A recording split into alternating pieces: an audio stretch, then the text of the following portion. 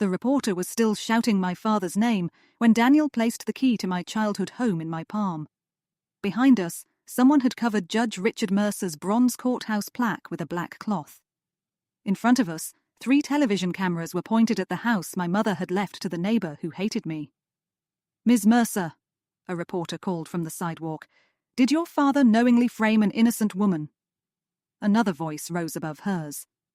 "Were you aware that your childhood testimony helped support the accusation?" My fingers closed around the brass key. 34 years earlier, I had told a police officer that I saw Daniel's mother near my parents' bedroom before a sapphire brooch disappeared. I was 12. I was frightened, and I had lied.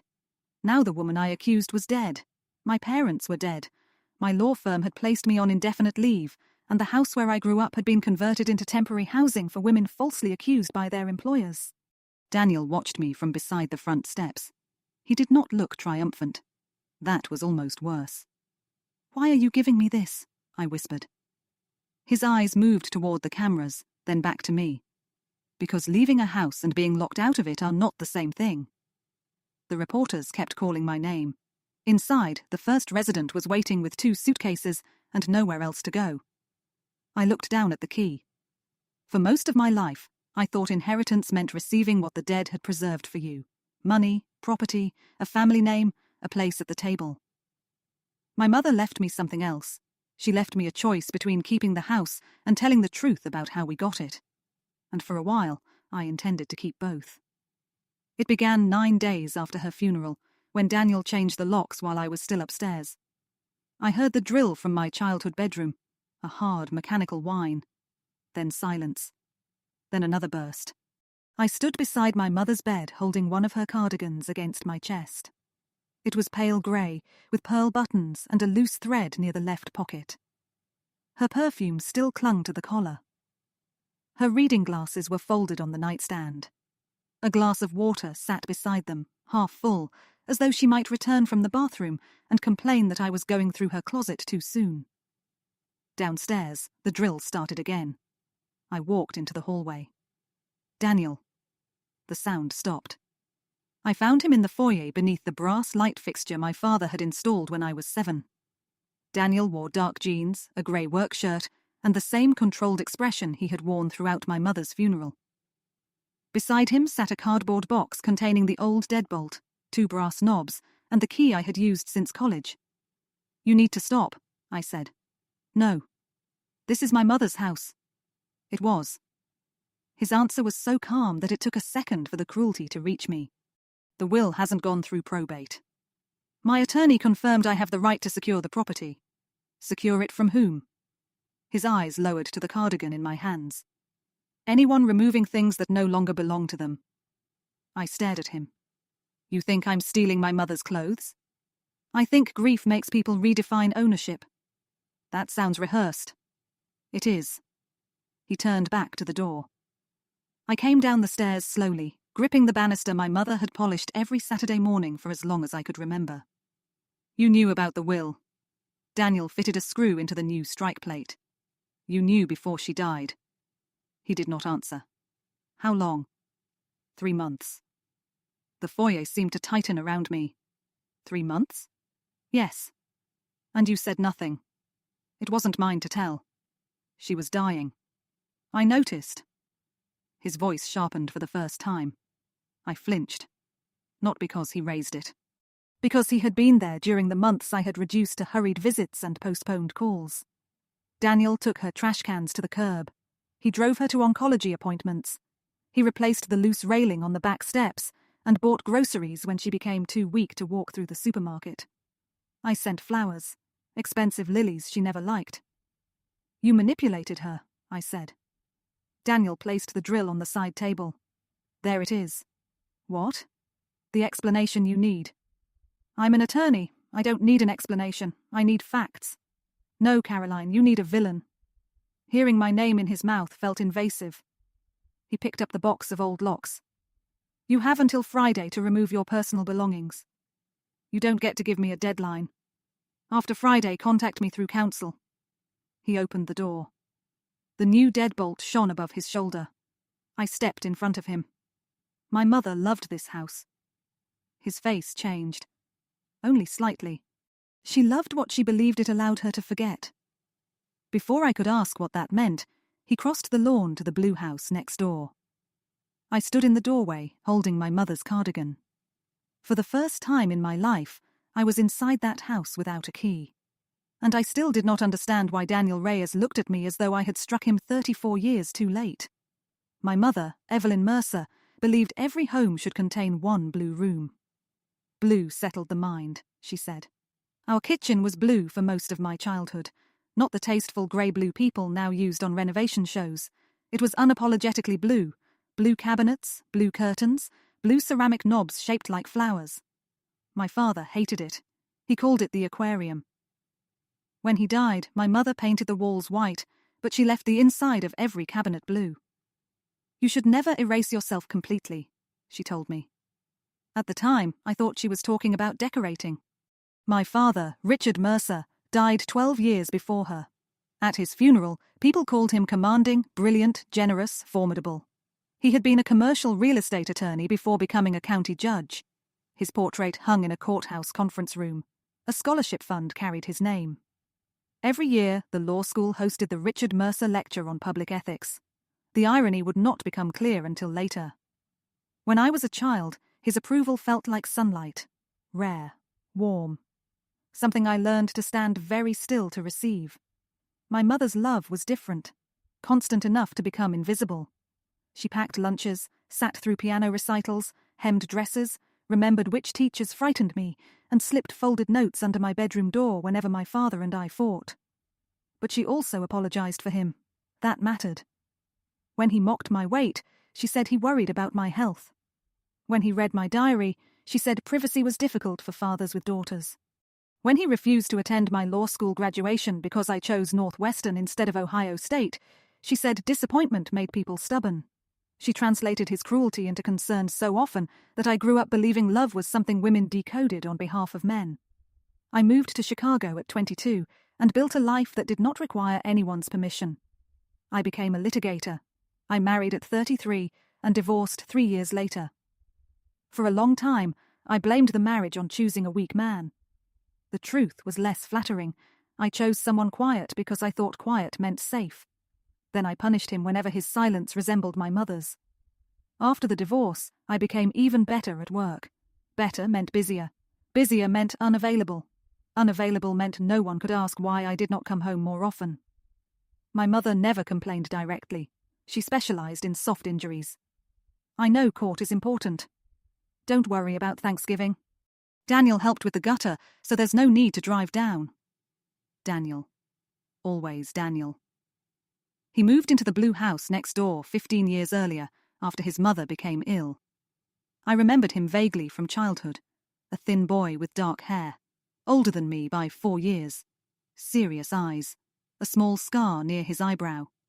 He sometimes sat on our back steps reading comic books while his mother worked inside. When he returned as an adult, he bought the neglected house next door and restored it himself. He worked as a building inspector for the city and seemed to know how to repair anything without asking for help. My mother liked him immediately, or perhaps she resumed liking him. I never asked. During my visits, he was polite in the strictest sense. He carried boxes, repaired leaking gutters, brought tomatoes from his garden. He never stayed for dinner while I was there. Once, 7 years earlier, I found him replacing a broken pane in my mother's garage. "You know she can hire someone," I said. He did not look up. "I know." "You don't have to keep doing things for her." "I know." "Then why do you?" He pressed fresh putty along the glass. "Because she asks. She asks everyone." "No." He looked at me then. "She asks you." I disliked him from that moment. Not because he was rude, because he noticed too much. The will was read 4 days after the funeral in the office of my mother's attorney, Miriam Sloan.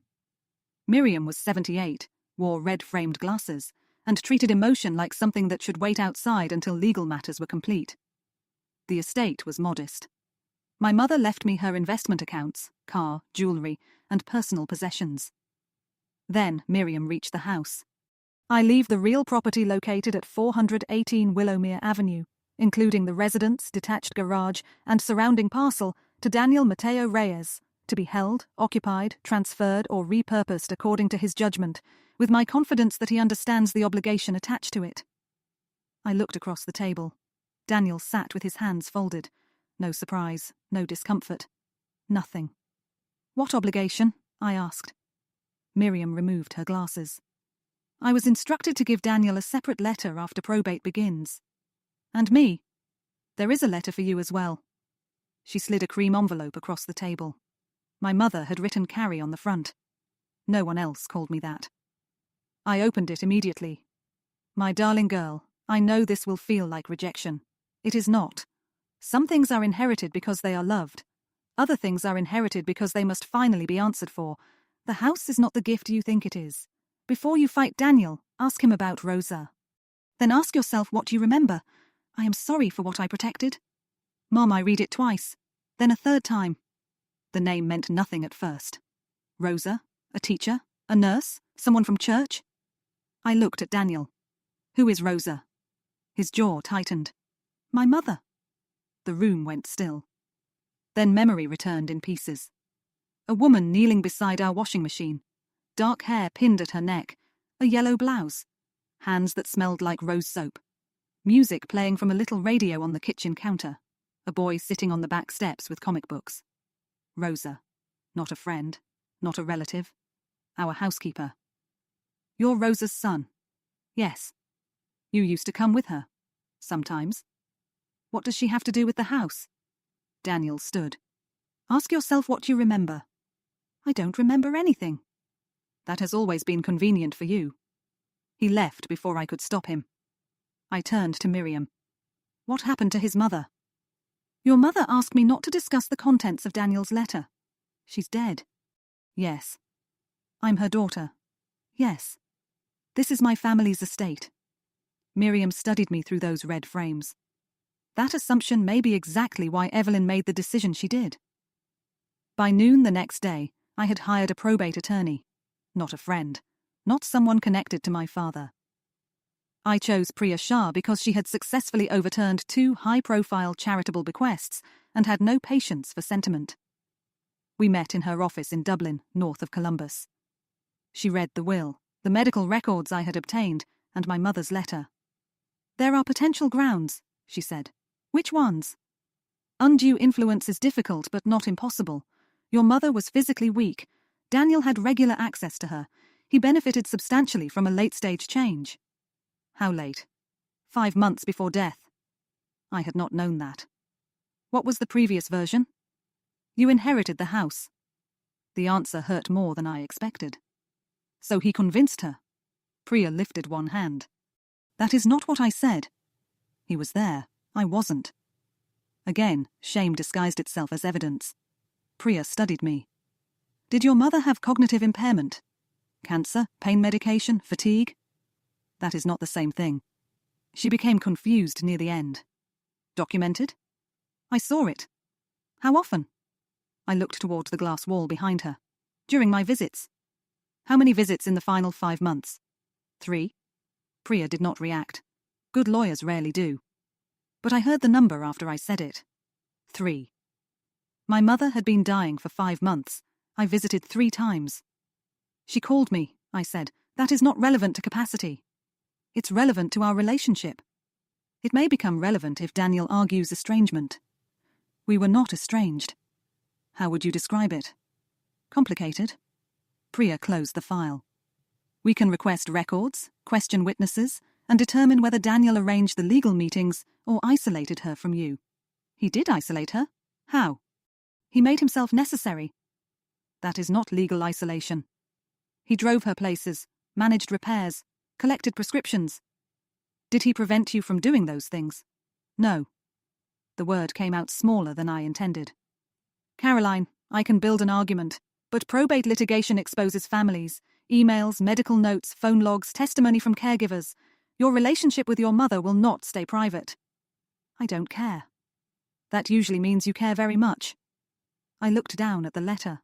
The house is not the gift you think it is. Find out who arranged the will, I said. Priya nodded. And Rosa? I'll handle Rosa. The county records office smelled like paper dust and old carpet. I spent 2 days searching property records, civil filings, and archived police reports. Rosa Reyes worked for my family from 1986 to 1992, 6 years. The police report was dated October 17, 1992. The complainant was my father. Item stolen: 1 antique sapphire brooch, estimated value $28,000. Suspect: Rosa Elena Reyes. The report described her as a domestic employee with routine access to the home. My father stated that the brooch disappeared from my mother's upstairs jewelry drawer. My mother stated she last wore it at a judicial campaign dinner. Rosa denied taking it. No brooch was recovered. No charges were filed because of insufficient evidence. But another document had been filed 3 weeks later. A complaint from Rosa against my father for defamation and withheld wages. Dismissed. I read the witness summary. One line stopped me. Minor daughter stated she observed Ms. Reyes near the master bedroom shortly before the item was discovered missing. Minor daughter. Me. I was 12 years old. I read the sentence again. A memory surfaced. A police officer sitting in our living room with a notebook balanced on his knee. My father standing behind me. My mother beside the fireplace, twisting her wedding ring. The officer asked whether I had seen Rosa upstairs. I remembered saying yes. But the memory felt warped, like a photograph damaged by water. Had I seen her? Housekeepers went upstairs. That was not suspicious. Then another image came. My father crouching in front of me before the police arrived. "Carrie, this is serious. Your mother's brooch is gone. Rosa was upstairs, wasn't she?" I said I did not know. He repeated the question, not louder, more carefully. "You saw her near our room." I wanted him to stop looking disappointed. So I nodded. The relief in his face was immediate. Good girl. I left the records office and vomited beside my rental car. That night, I stayed at my mother's house.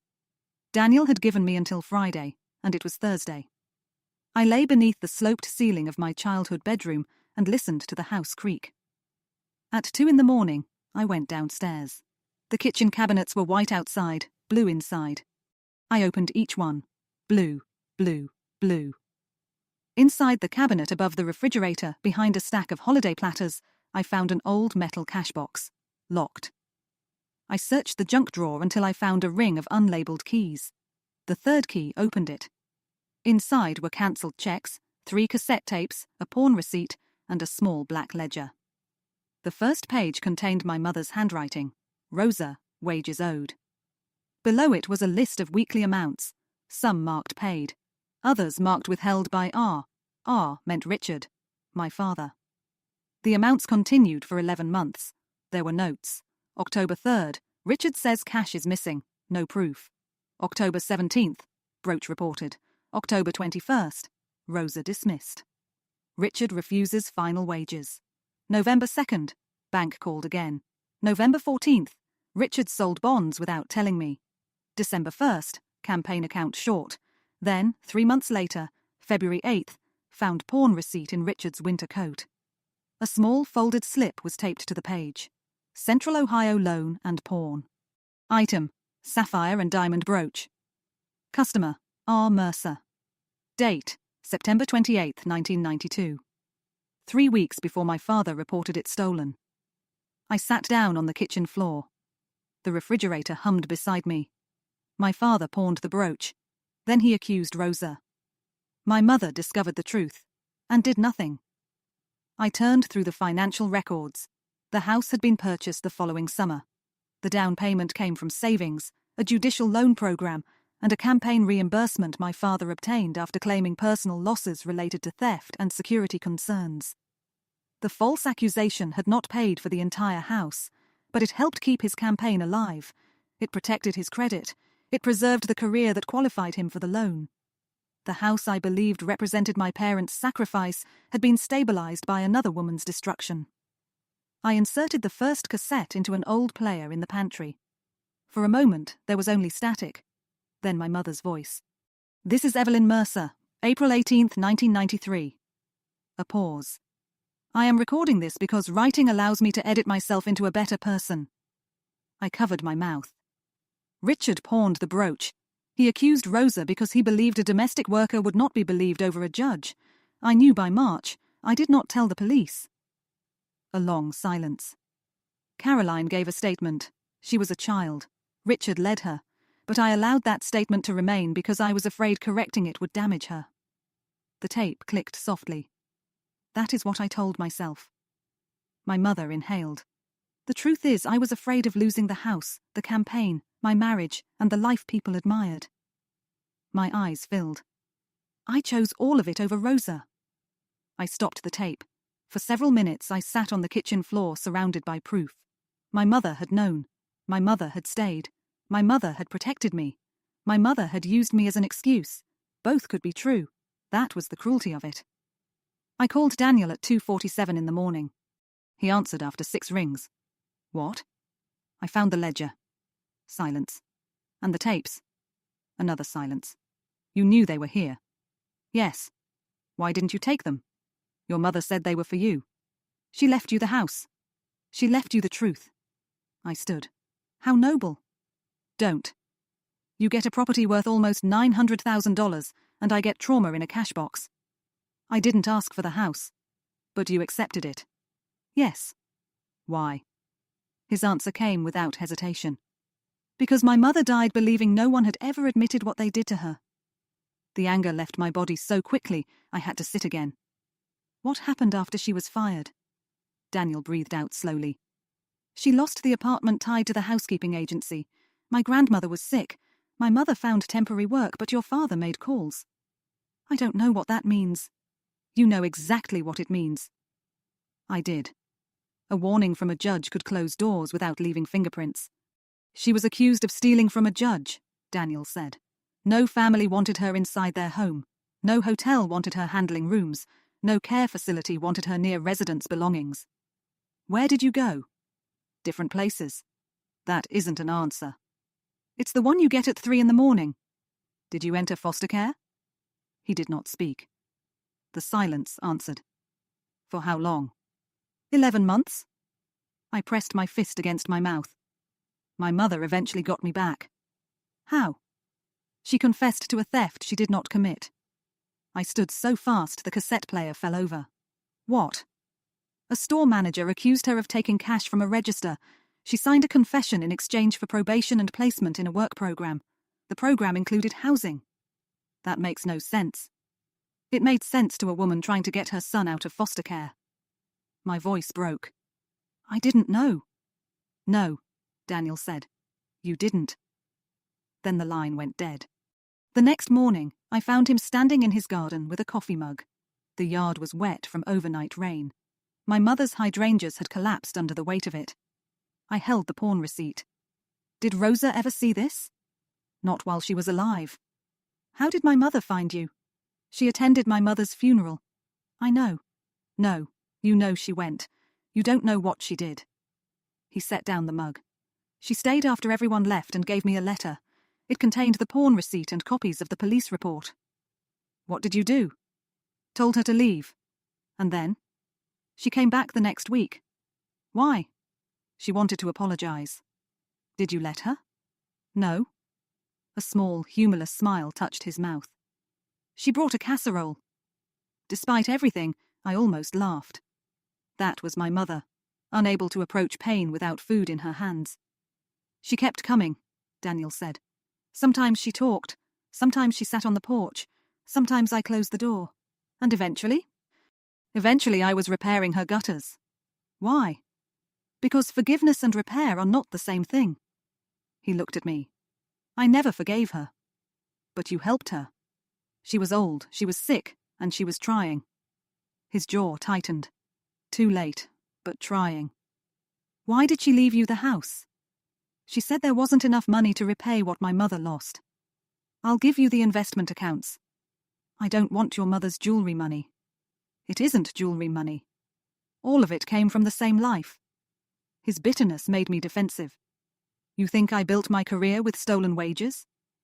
I think you were educated, housed, and protected by people who knew exactly who would pay for their comfort. I was 12. When you lied. Yes. And 32 when my mother died. The words opened something raw. I had a trial. You always had a reason. You barely spoke to me. How was I supposed to know she mattered? She mattered when she cleaned your bathroom. I raised my hand. I intended to slap him. Daniel caught my wrist. His grip was firm but not painful. You don't get to do that, he said. I pulled free. I was a child. Yes. My father pressured me. Yes. My mother hid the truth. Yes. Then why do you hate me? His face changed, not softened, cracked. Because she waited for you. I said nothing. My mother kept track of you, he continued. Newspaper articles, bar association profiles, that photograph when you made partner. She said you were a child and children repeat what powerful adults teach them. He swallowed. I hated that she defended you. Did she hate my mother? Yes. Did she hate me? Daniel looked away. No. The answer hurt more than hatred would have. She wanted to contact you, he said. I told her not to. Why? Because I didn't want her begging someone from that house to admit she was human. I looked toward the white walls and blue cabinet interiors. That house. Not our house. Not my mother's house. A physical witness. Did Rosa ever forgive my mother? No. Did she forgive me? Daniel picked up his mug. She never blamed you the way I did. Then he walked inside. The probate investigation moved quickly. The witnesses to the will were independent. My mother's oncologist said she was mentally competent. Miriam had met with her alone. Daniel had not selected the attorney, drafted the will, or attended the signing. The undue influence claim weakened. But Priya found leverage. My mother's medication had changed 72 hours before she signed an amendment confirming Daniel's rights to the garage, workshop, and certain contents. A nurse documented temporary confusion that morning. It doesn't invalidate the original transfer, Priya explained, but it creates pressure. What kind? The kind that produces settlements. I stared at the legal pad between us. We challenge the amendment, request broader review, and negotiate a sale. You may recover half the property value. Could we overturn the whole will? Not cleanly. That was not my question. Priya watched me. We could attack Evelyn's capacity more aggressively, use the hospice notes, medication changes, and inconsistencies in her final communications. She was competent. You asked what we could do. What would Daniel's side do? They would present evidence of her planning, her remorse, their relationship, and the history involving Rosa. Publicly. Probate filings are generally public. My father's name still hung in the courthouse. Scholarships existed in his honor. A law school lecture series carried his name. If the story emerged, reporters would call. My childhood statement could appear. I was 12, but headlines are not known for emotional nuance. Prominent attorney's testimony helped destroy innocent housekeeper. My firm valued discretion. Clients valued credibility. I imagined partners closing conference room doors. No one would fire me directly. They would call it transition. Can we keep Rosa out of it? I asked. Daniel may not. Can the records be sealed? Unlikely. What if we argue only capacity? He will need to explain motive. The history gives the bequest logic. To fight for the house, I would have to make my mother look confused. To defend it, Daniel would force my family to tell the truth. My phone rang. Martin Hale, the managing partner at my firm. I let it go to voicemail. Priya closed the file. You need to decide what you actually want. The house. Why? Because it's mine. That is a legal conclusion, not an emotional answer. I disliked her then. Which usually meant she was close to something important. That afternoon, I walked through the house alone. My father's study, my mother's sewing room, the dining room where I practiced mock trial speeches. The pantry door still carried marks showing my height from ages 6 to 16. At 12, the year I lied, my father had drawn a line above my head and written, Carrie, 5 feet 1 inch. Future judge. I touched the faded ink. I had spent my life trying to become the kind of woman he respected, controlled, successful, impossible to dismiss. I never became a judge, but I learned to win. Winning meant organizing facts until the version that served my client became the version that survived. My father taught me that before law school. He did it with Rosa. I removed the height chart from its hinges. Behind it, taped to the wall, was another envelope. Carrie. I opened it, standing in the pantry. My darling girl, you will want to make this a case because cases have rules.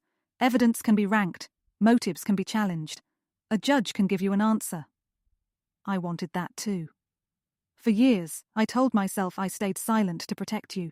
You were a child, and your father guided your words. I believed exposing him would expose you, but children survive truth better than adults survive shame. I was protecting the life I had chosen. By the time I understood that, Rosa had paid for it in ways I could not repair. Daniel does not owe us forgiveness. You do not owe me protection. The house should never have become yours simply because my silence lasted longer than Rosa's ability to fight. I love you. That is not the same as saying I did right by you. Mum, I sat on the pantry floor until sunset. At 7, Daniel knocked. 3 quiet taps. I opened the door. He held a folder. Your attorney contacted mine. I know. She's challenging the amendment. Yes. Are you? The question irritated me. Are you asking whether my attorney acts without instruction? I'm asking whether you intend to drag my mother through court for a house your father bought with a lie. Partly bought. Daniel laughed once. There was no humour in it. Of course. What does that mean? It means you've already begun reducing harm into percentages. That is how restitution works. No, that is how people with assets make guilt affordable. I stepped onto the porch and closed the door behind me. You accepted the house? Yes. Do you plan to live here? No. Sell it? Maybe. For money? For options? Then stop pretending you're above calculation. His eyes narrowed. I never said I was. Do you want me punished? Yes. The honesty stunned me. I wanted you to walk into that house and feel unwelcome, he continued. I wanted your key not to work. I wanted you to know what it was like for a door to close because someone with more power had decided what kind of person you were. So changing the locks was theatre? Partly. Your mother defended me, and you still wanted revenge. My mother forgave too easily. She didn't forgive my parents. She forgave you. I was 12. I know. Then say it like you know. His face hardened. I know you were 12. Say I was manipulated. You were manipulated. Say I didn't understand what would happen. You didn't understand. Say you hated me because it was easier than hating a dead judge. His mouth opened. No answer came. I stepped closer. You want me to carry all of them, my father, my mother, the police, every employer who believed him, every person who looked away. I want you to stop acting like being a child erased what my mother lived through. It doesn't. My voice broke. But it matters. We stood beneath the porch light. For the first time, neither of us looked away. Finally, Daniel sat on the top step. I sat at the opposite end. My mother was afraid of blue rooms, he said. I looked at him. What? After she lost the job here, she refused work in houses with blue kitchens. The detail pierced me. She said the colour made her feel watched. I pictured Rosa kneeling beside our washing machine. Yellow blouse, rose soap, blue cabinets. Why did she defend me? Daniel rubbed his palms together. She said you cried when the police came. I don't remember crying. She did. He looked toward the street. She said your father kept one hand on your shoulder. She said you kept looking at him before answering. I shut my eyes. She knew. She knew. Why didn't anyone listen? She was the accused. The truth spoken by the wrong person becomes self-interest. What do you want to do with the house? I asked. Daniel hesitated. My mother talked about opening a place for women who lost housing after workplace accusations. Domestic workers, caregivers, hotel staff, people fired before anyone investigates. A shelter? Not exactly. Temporary rooms, legal referrals, somewhere to stay while they fight. I looked back at the house. 5 bedrooms, a large basement, a detached garage. My father's study could become a legal office. The dining room could host clinics. The idea felt right too quickly, and I distrusted anything that made guilt feel useful. You planned this with my mother. She suggested it. And you? I told her a house couldn't undo what happened. What did she say? That undoing wasn't the same as answering. My mother's language, quiet and precise only when she had waited too long. I looked at Daniel. You still want me out? Yes. At least you're consistent. I don't want you erased. That's generous. It isn't generosity. He turned toward me. I want you to tell the truth publicly. My body went cold. There it is. Yes. You don't just want the house. You want my father's name destroyed. Yes. My mother's too? If truth destroys a reputation, the truth didn't create the weakness. Easy to say when it was not his mother. I went inside and locked the door, with his key. 2 days later, my firm learned about the potential will contest. Martin called me into a video meeting. Behind him, the Chicago skyline looked silver and clean. Is there anything reputational we should anticipate? He asked. The question was professionally neutral. I had asked it of clients dozens of times.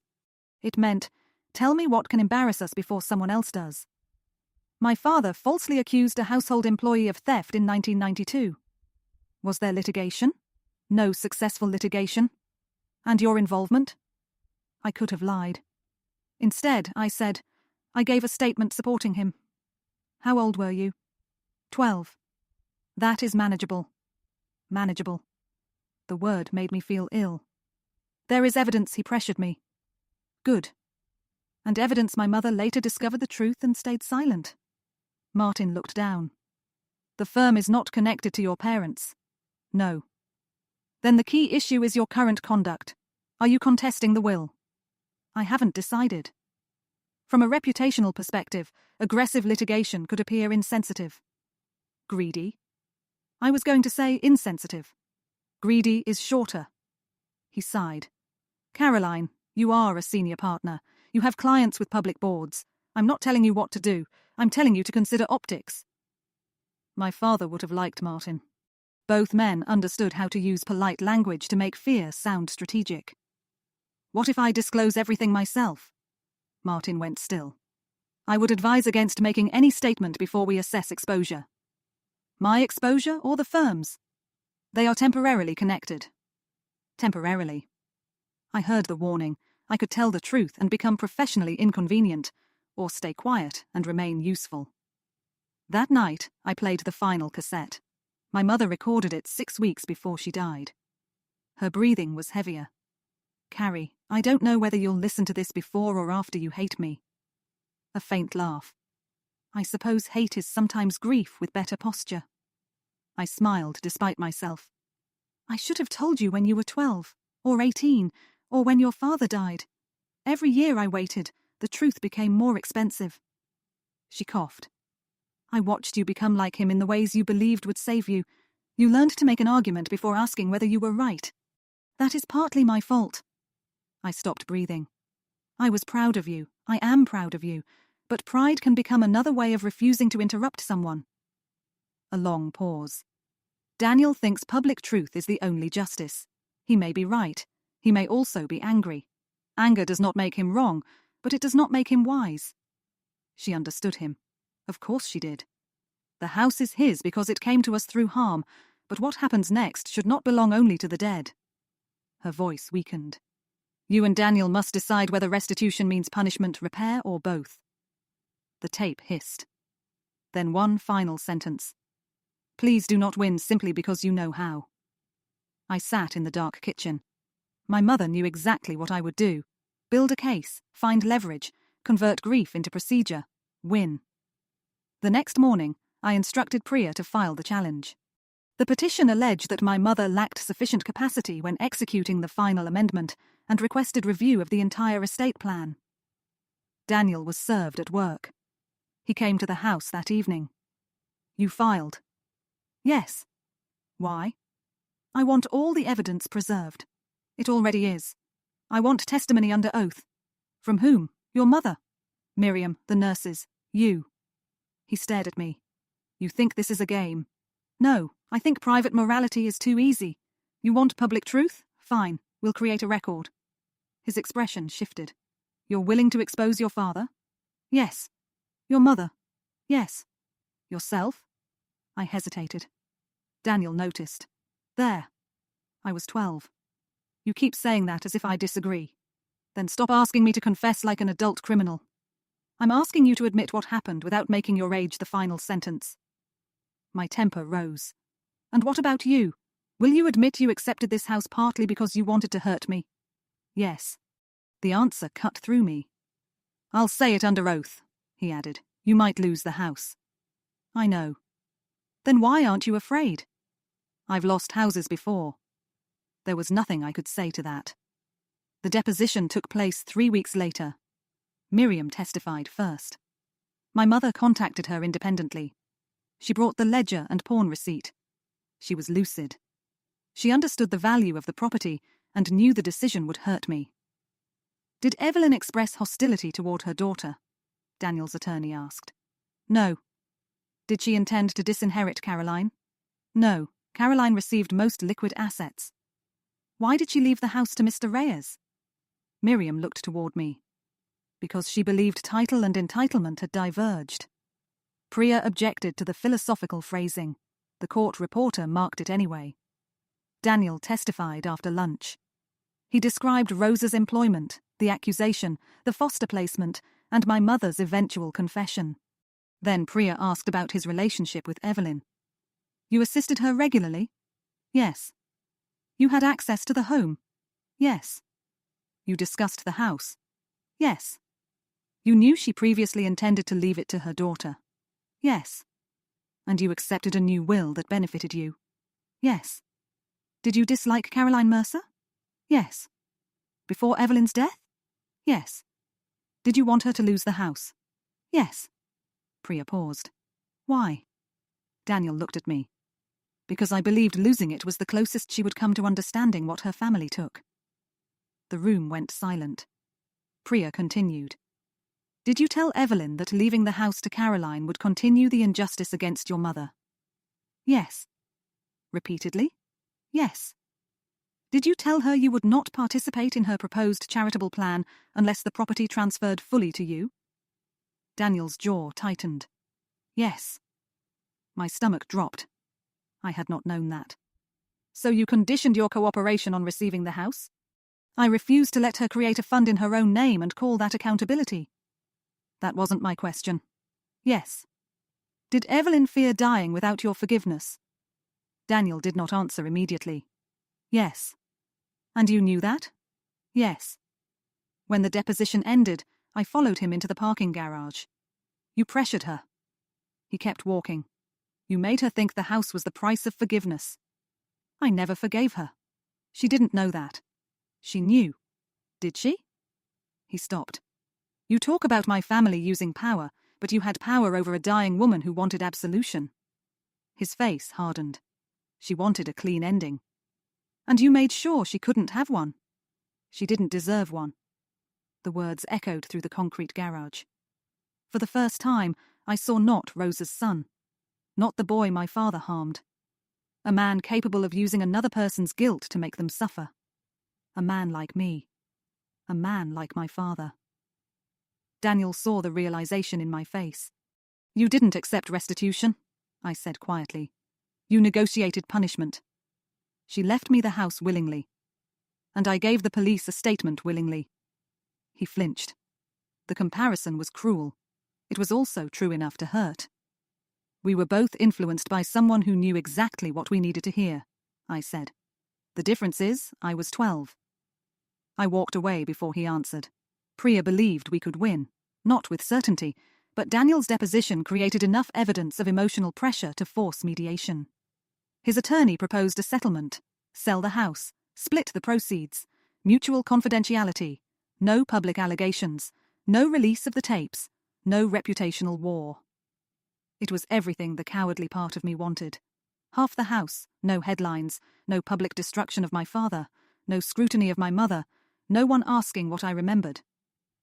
Priya placed the proposal in front of me. This is a good outcome. Legally? Yes. And morally? I bill by the hour to avoid that category. I almost smiled. You should understand, she continued, that rejecting this means either side could lose. Costs will rise, the property may sit empty, evidence will become public. Daniel agreed to confidentiality? His attorney did. That isn't the same thing. No. I drove to the house. Daniel was in the backyard removing rotted boards from the garage. I heard about the offer, I said. My attorney's idea. Will you sign? I don't know.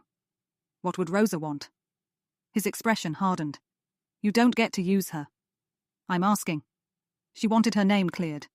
Publicly? Yes. How do you know? Because she said so. Why didn't she pursue it? She was tired. Or afraid? Both. What was she afraid of? That people would say she was bitter, that no one would believe her, that they would dig through everything she ever did wrong. He sat back on his heels. She had a shoplifting conviction because of the confession she signed. She thought people would use it to prove she had always been a thief. They would. Yes. She still wanted the truth? Yes. I looked toward the house. What did my mother want? Daniel's voice lowered. To stop lying. Publicly. She never said. Because you didn't ask. He stared at me. Neither of us asked the dead women enough while they were alive. Now we used their memories like attorneys use absent witnesses, selecting the parts that supported us. I'm rejecting the settlement, I said. Daniel stood. Why? I'm withdrawing the contest. He did not react at first.